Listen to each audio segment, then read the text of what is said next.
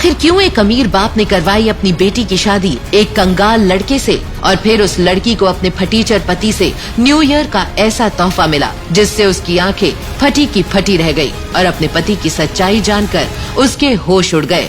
पापा ने तुम्हारे जैसे कंगाल से शादी करके मेरी जिंदगी खराब कर दी। मेरी सारी सहेलियों के पति उन्हें महंगे महंगे गिफ्ट्स देते हैं और तुम वही गुलाब का फूल और कार्ड। अनिका ने अपने पापा के कहने पर नक्श से शादी तो कर ली थी, मगर उसने ये शर्त रखी थी कि घर से बाहर किसी को ये पता ना चले कि वो उसका पति है। नक्श उस घर में घर जमाई बनकर रहता था, मगर वो वहाँ एक नौकर ही था। सब उसे जलील करते रहते, ना तो उसे घर में ठीक से खाने को मिलता, ना ही उसके लिए कोई कमरा था। कभी कालीन पर तो कभी वो कुत्ते के कमरे के बगल में सोता। अपना पॉकेट खर्च चलाने के लिए वो एक जगह चपरासी की नौकरी भी करता था। अनिका ने अपनी सहेलियों को बता रखा था कि उसकी शादी विदेश जाकर हुई और उसका पति लंदन में बड़ा बिजनेसमैन है। मगर जब उसकी सहेलियां उसे अपने हस्बैंड के दिए हुए महंगे महंगे गिफ्ट्स दिखाती तो वो जल भुनकर राख हो जाती। नया साल आने वाला था और अनिका ने नक्श से कहा, मुझे न्यू ईयर में इस बार तुमसे महंगा गिफ्ट चाहिए, वो जिसकी कीमत लाखों में हो।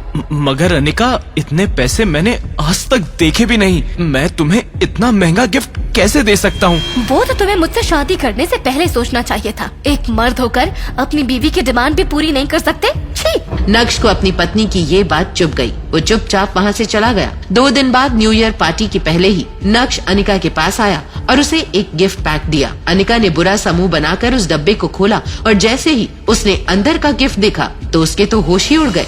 ये फोन, ये तो इस कंपनी का स्पेशल एडिशन है। इसकी कीमत तो 3 करोड़ है। तुम ये कहाँ से लाए? वो असल में ये ओरिजिनल नहीं है, बल्कि उसी फोन की कॉपी है।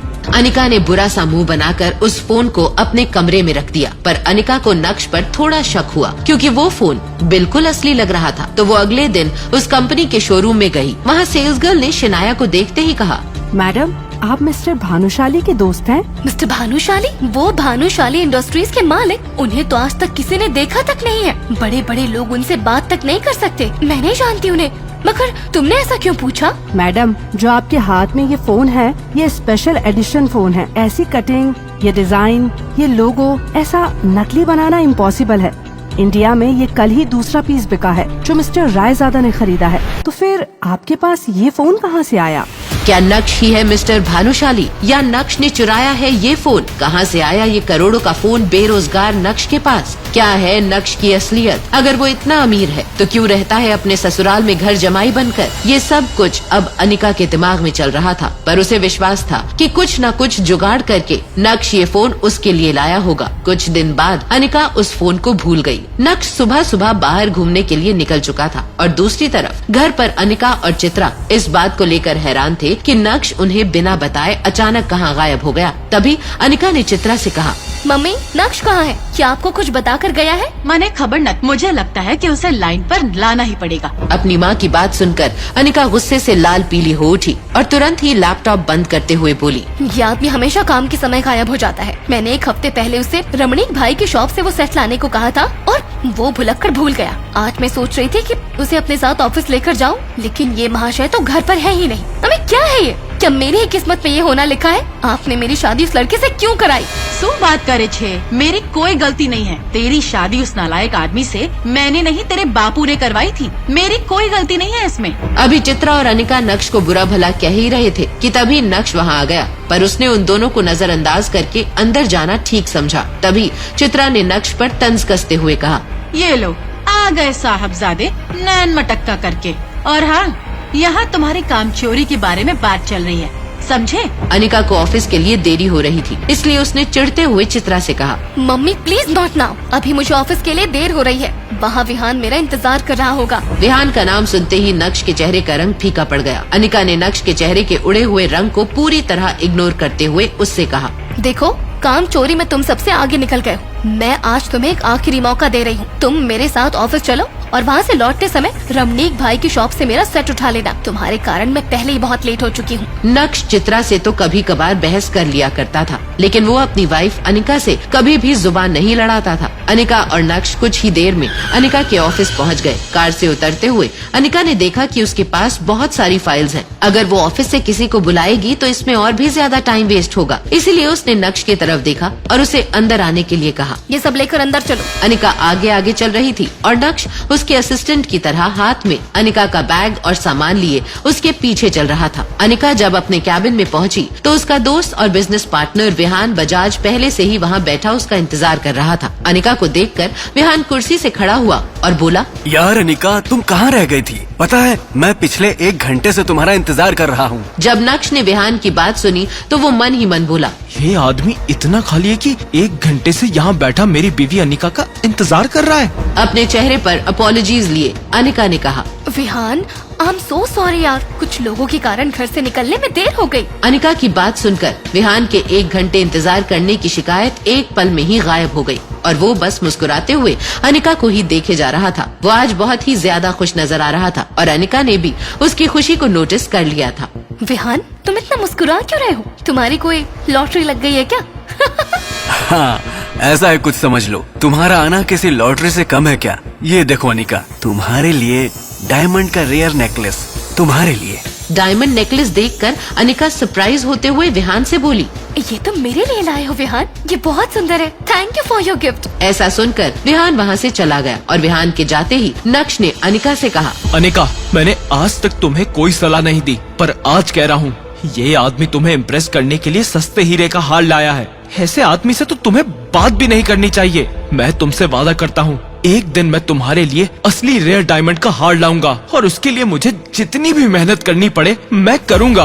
अपने दिल की बात अनिका के सामने रखने के बाद नक्श ने अनिका के जवाब का इंतजार भी नहीं किया और उसके कैबिन से बाहर निकल गया। 2.5 साल की शादी में पहली बार अनिका को ऐसा लगा कि नक्श उसके लिए लड़ रहा है। नक्श का ये रूप देखकर अनिका चौंक गई थी। आज पहली बार अनिका के मन में ये सवाल उठा, क्या नक्श को खुद से दूर रखकर मैंने कोई गलती तो नहीं की? लेकिन जब अनिका की नजर विहान पर पड़ी तो उसने खुद को टोकते हुए मन ही मन कहा, ये क्या सोच रही हूँ मैं? विहान मेरा बिजनेस पार्टनर है, मेन इन्वेस्टर है। नक्श की इस हरकत की वजह से अगर विहान मेरी कंपनी से बैंक आउट कर गया तो क्या होगा? नहीं, नक्श की वजह से मैं मेरी इतने साल की मेहनत को जाया नहीं जाने दे सकती। मुझे नक्श की नहीं, विहान की जरूरत है। ऐसा सोचकर अनिका को नक्श पर और गुस्सा आने लगा। अनिका का गुस्सा इस वक्त चरम पर था। आज पहली बार नक्श ने उसके साथ बदतमीजी की थी, इसलिए वो नक्श के पीछे पीछे कैबिन से बाहर आ गई। नक्श ने भी अनिका को अपने पीछे आते देख अपने कदमों को रोक लिया था। नक्श और अनिका की नजरें टकराईं तो अनिका सब कुछ भुलाकर गुस्सा हो गई और गुस्से से बोली, नक्श, ये क्या पागलपन है? तुम्हें किसने इसका हक दिया कि तुम मुझे अपनी बेटू की सलाह दो? तुम्हारी हिम्मत कैसे हुई? गलती कर दी तुम्हें यहाँ लाकर। चुपचाप अब यहाँ से निकल जाओ।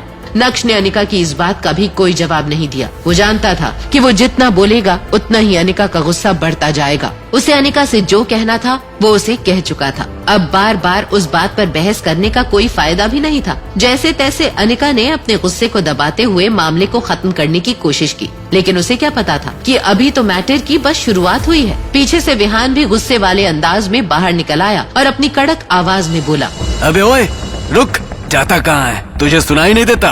मैं कब से तुझे आवाज दे रहा हूँ, बहरा है क्या? विहान नक्श के ठीक सामने था और गुस्से में उसकी आंखें लाल हो गई थी। नक्श ने उसकी बात का कोई जवाब नहीं दिया। अब विहान को बोलने का एक और मौका मिल गया। तूने मेरे ही सामने मेरे गिफ्ट का मजाक कैसे उड़ाया? अगर तू खुद को भी बेच देगा ना, तब भी उस हार को नहीं खरीद पाएगा। दूसरी बात, तुझे मेरी मार्केट वैल्यू पता होनी चाहिए। 0 डब्बा गोल, साले घर जमाई। नक्श अभी भी सबके सामने हंगामा करने के मूड में नहीं था, लेकिन जब कोई आपकी खामोशी का फायदा उठाने लगे तो बोलना जरूरी हो जाता है। नक्श ने अपनी उंगली उठाई और पीछे की ओर इशारा करते हुए बोलना शुरू किया। पहली बात, ये जो पीछे खड़ी है ना, ये मेरी बीवी है, तो अच्छा होगा कि तुम इससे दूर रहो। दूसरी बात, मेरी बीवी को तुम जैसे इंसान से हीरे का हार लेने की जरूरत नहीं है, मैं उसे ला कर दूंगा। इसीलिए अपना ढोंगी दिखावा बंद करो। और हाँ, तीसरी बात, अगर जेब में नोट ना हो तो चिल्लर बजाकर दिखावा नहीं करते।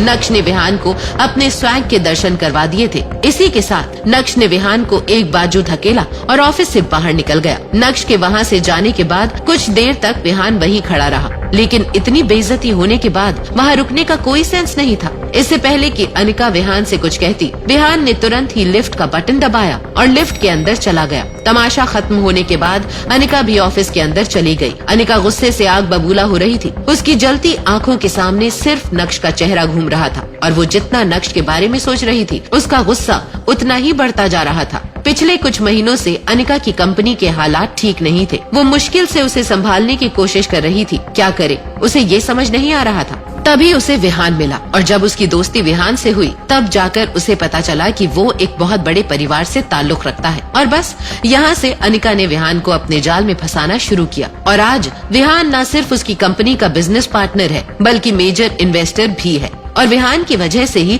अनिका की कंपनी अभी चल रही है। इस कंपनी के सारे लॉसेस विहान ही बेयर करता है और अनिका को इसकी बहुत जरूरत भी है। अनिका का विहान से दोस्ती करना कोई आसान काम नहीं था। कितने पापड़ बेलने के बाद वो उसके करीब आ रही थी। सब ठीक चल रहा था, सब कुछ अनिका के प्लान के मुताबिक हो रहा था, लेकिन नक्श ने आकर आज सब कुछ बिगाड़ दिया। अब अनिका मन ही मन सोच रही थी, क्या जरूरत थी विहान को नक्श को ऐसा कुछ कहने की। अब पता नहीं वो उसकी कंपनी में अपना पैसा इन्वेस्ट करेगा या नहीं। अब अनिका उसे कैसे मनाएगी। अगर गलती से उसने अपना पैसा रिटर्न करने के लिए कहा तो अनिका की कंपनी अंजी कॉर्पोरेशन तो बहुत बड़ी मुसीबत में पड़ जाएगी। उसके बाद क्या होगा, जावेरी खानदान को कौन संभालेगा। ये सोचते सोचते अनिका को खुद पर ही गुस्सा आने लगा। असल में गलती उसी की है। वो क्यों नक्श को उन दोनों के बीच में लाई। क्या जरूरत थी नक्श को ऑफिस साथ लाने की। अगर वो नक्श को अपने साथ नहीं लेकर आती तो अभी विहान उसके साथ बैठा होता। वहीं दूसरी ओर अंजी कॉर्पोरेशन के ऑफिस से बाहर आकर नक्श काफी खुला खुला महसूस कर रहा था। तभी अचानक से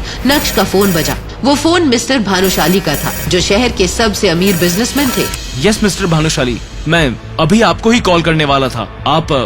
मैं जानता हूँ कि आपने भी मुझे किसी काम से ही कॉल किया है। मैंने आज एक खास इंसान के साथ तुम्हारी मीटिंग फिक्स की है। एड्रेस व्हाट्सएप कर दिया है। मैं चाहता हूँ कि तुम एक बार मिल लो।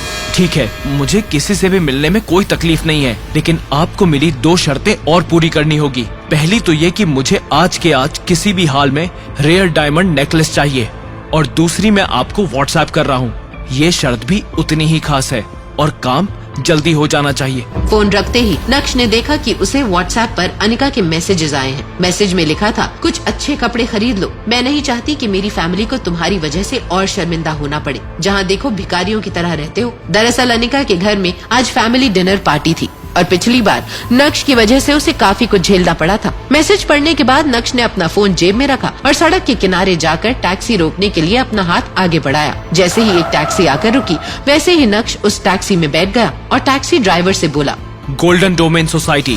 गोल्डन डोमेन सोसाइटी सूरत की ही नहीं बल्कि गुजरात की सबसे लग्जूरियस सोसाइटीज में से एक थी। दरअसल यही वो जगह थी जहां मिस्टर भानुशाली ने आज उसकी एक सीक्रेट मीटिंग फिक्स की थी। लेकिन नक्श किससे मिलने जा रहा है, इस बात की उसे कोई जानकारी नहीं थी। लेकिन जब नक्श वहाँ पहुँचा तो पूल विला के गार्डन में बैठे आदमी को देखकर उसका गुस्सा उबाल मारने लगा और नक्श बिना वहाँ रुके वहाँ से निकल गया। नक्श वहाँ से निकल ही रहा था कि तभी उसे एक मैसेज आया। दरअसल आज अनिका की फैमिली गैदरिंग अटेंड करने से पहले नक्श को अपनी हाई स्कूल रियूनियन में जाना था। ग्रेजुएशन के बाद इतने सालों में नक्श पहली बार अपने किसी कॉलेज या स्कूल रियूनियन में जा रहा था। इतने सालों में नक्श अपने किसी भी दोस्त से नहीं मिला था। उस रियूनियन पार्टी के बारे में सोचते हुए नक्श को अपने सारे पुराने क्लासमेट्स याद आने लगे, जिनके साथ वो कभी स्कूल में मस्ती किया करता था। आज नक्श उन सब से फिर मिलने वाला था और ये सोचकर ही नक्श को एक्साइटमेंट हो रहा था। नक्श इन ख्यालों के साथ अभी आगे बढ़ ही रहा था कि तभी उसे अचानक कुछ याद आया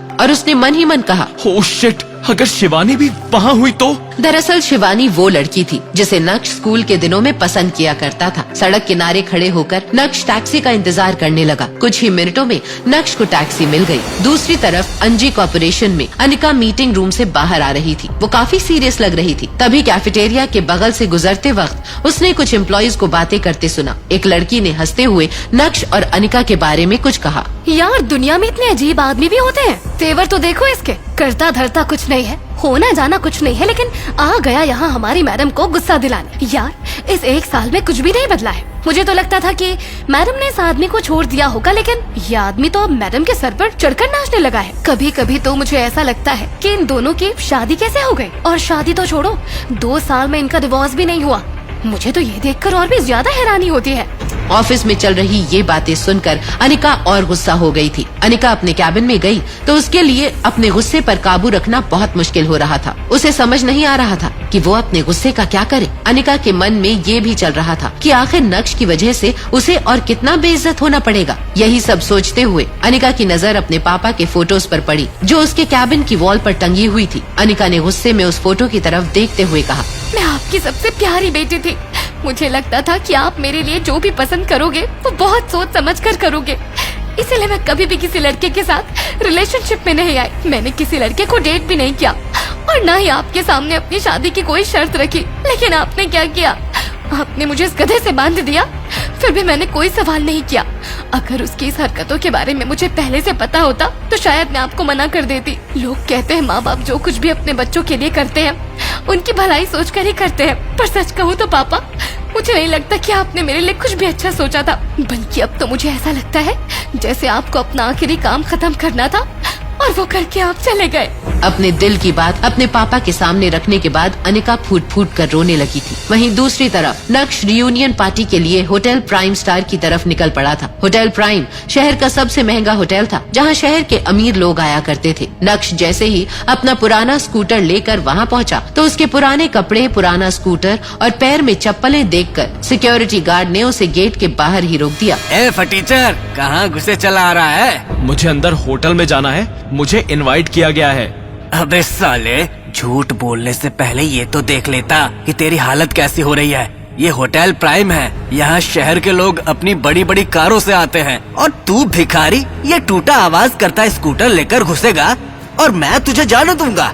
चल भाग यहाँ से। ऐसा कहकर गार्ड ने नक्श के स्कूटर पर लात मार दी जिससे नक्श स्कूटर सहित गिर गया और एक महंगी कार के सामने आ गया। वो कार किसी और की नहीं बल्कि होटल प्राइम के मालिक मिस्टर खन्ना की थी। जैसे ही कार में बैठे मिस्टर खन्ना ने ये सब देखा तो वो उतर कर आए और गार्ड पर चिल्लाने लगे, ये सब क्या हो रहा है? वो भी होटल के गेट पर। पता नहीं ऐसा करने से हमारी होटल की रेपुटेशन खराब होती है। देखिए ना सर, ये फटीचर अंदर घुस रहा था, मैंने हटाया तो हट नहीं रहा है। और फिर जैसे ही मिस्टर खन्ना ने अपना चश्मा उतार कर नक्श की तरफ देखा तो उनकी आंखें फटी की फटी रह गई। वो दौड़ते हुए गए और गिरे हुए नक्श को उठाया और कांपती हुई आवाज में बोले, अरे नक्श सर, आप मुझे माफ कर दीजिए, मैंने आपको देखा नहीं। मुझे पता होता आप हैं तो मैं खुद आपको रिसीव करने आता। अपने मालिक को एक गरीब फटीचर के सामने ऐसे गिड़गिड़ाता हुआ देख वो गार्ड भी हैरान था कि क्यों इतना अमीर आदमी एक गरीब को सर कह रहा है। क्या नक्श सच में एक अमीर आदमी है? तो वो क्यों ऐसे गरीबों की तरह रह रहा है? क्यों उसके ससुराल वाले उसके साथ नौकरों की तरह बर्ताव करते हैं? क्या है नक्श की असली सच्चाई? जानने के लिए सुनिए पॉकेट FM की ये पूरी कहानी इंस्टा एम्पायर, जिसे हिंदुस्तान में सबसे ज्यादा सुना जा रहा है। फ्री कहानी सुनने के लिए